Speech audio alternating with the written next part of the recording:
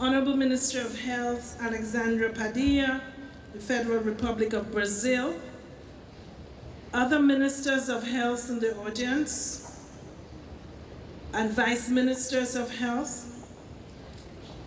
I want to acknowledge the Secretario de Salud, Estado de Pernambuco, and other officials of Recife and the state of Pernambuco. Dr. Mitsuhiro Ushio, who is the chair of the Global Health Workforce Alliance, and Assistant Minister of Global Health in the Ministry of Health, Labor and Welfare of Japan. Dr. Marie-Paule Kieny, the Assistant Director General, WHO. I want to greet all of you who are here this afternoon. The many professionals, the many heads of professional associations, and certainly those of you from civil society. I am happy, delighted to see you all here in this most beautiful city of Recife, and to welcome you to these days of discussion and planning for a health workforce that will be ready and able to meet the challenges of universal health coverage. The Pan American Health Organization is grateful to the government of Brazil for leading and supporting this effort, an effort which we share with the World Health Organization. We want also to thank the Global Health Workforce Alliance for hosting and organizing such a forum. I want to make special mention of Chico Campos. I remember when we sat in the board meeting of GUA, and Chico said, I want the next forum to be in Brazil. Having been the Assistant Director General for Health Systems in Geneva with the responsibility for GUA and the HR, Human Resource for Health Department, I know what efforts it takes to make a meeting like this and the Global Forum successful. So certainly my congratulations to all of those who are involved. The response of the countries to this call for this meeting has been enthusiastic. I am told that there are more than 2,000 people registered to take part over the next few days.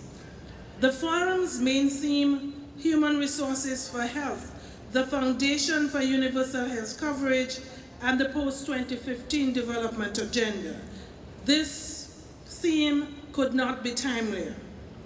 PAHO's member states have committed themselves to universal health coverage, and at the recent meeting of its directing council have adopted a plan of action to move collectively forward in this direction.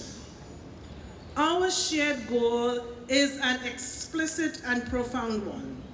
At stake is nothing less than ensuring access for all our peoples, all our families and communities to decent, comprehensive, quality health care, no matter their income, their social status, their race, their gender, their age, their ethnicity, their religion, language, health condition, sexual orientation, or place of living.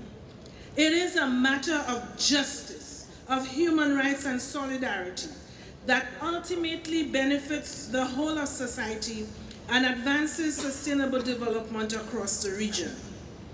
We all know that at the very heart of a robust and effective health system are the men and women who dedicate their lives to preventing diseases, promoting health, easing suffering, curing illness, those who, in other words, care for the well-being of others.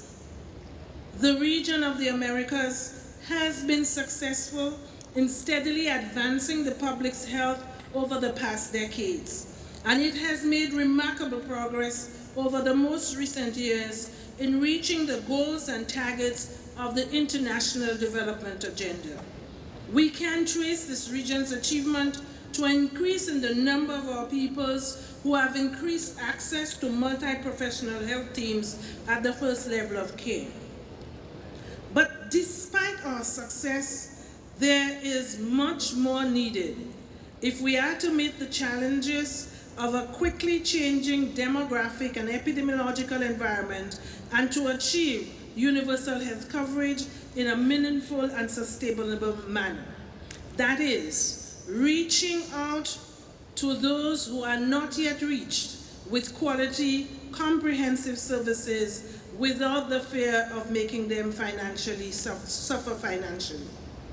There is much we have to change if we are to be able to sustain the progress already made.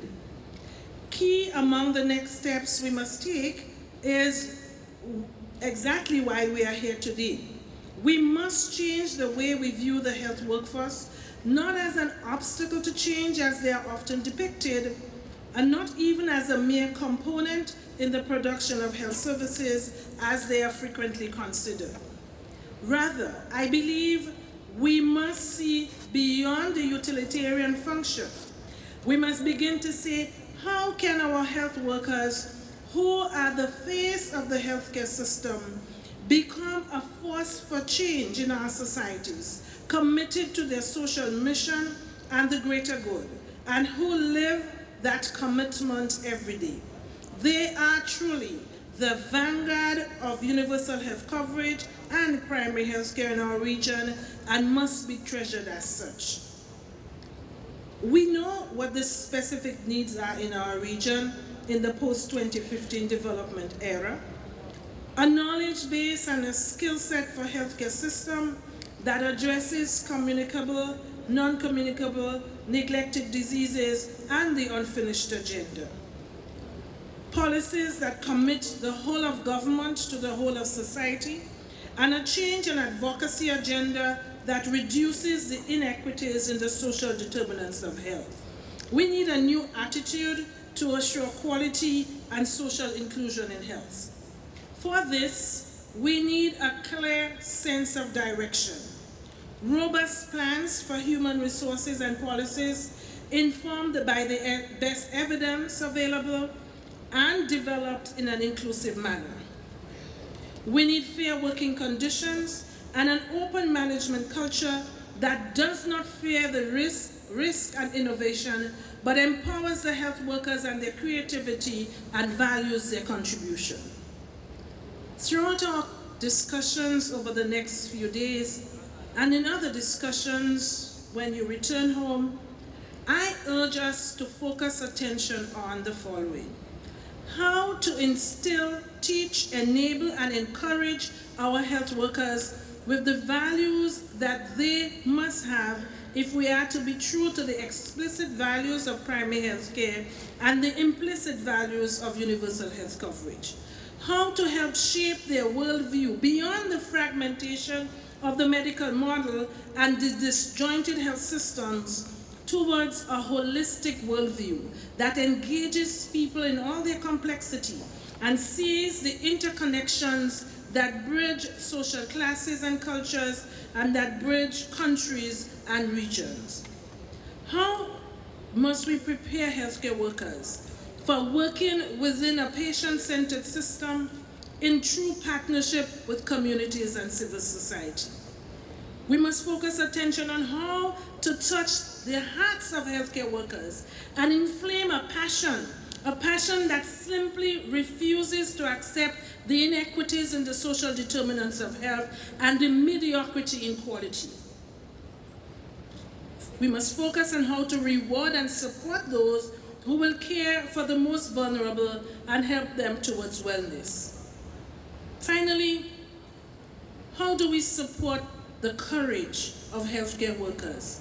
How do we help to shape that courage into what is constructive social change, which they will surely need if they must move forward? For example, how do we help healthcare workers challenge the industries like tobacco, who make their profit from creating life-threatening addictions?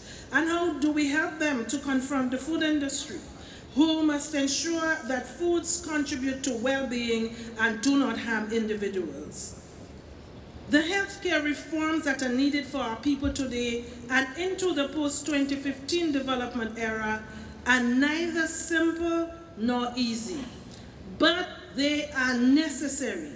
Else we lose the progress of the past and compromise the possibilities of the future. And I want to tell you that it is also possible. This is at the core of the meaning of this third global forum, its raison d'etre, so to speak. The discussions that will take place in the coming days and the commitments that will be communicated will frame a shared agenda for the post-2015 era, which will allow us to move with force and determination in a common direction. We must and will continue to advance the public's health, and with it, sustainable development for the region of the Americas and beyond. We have the metrics of what success should look like.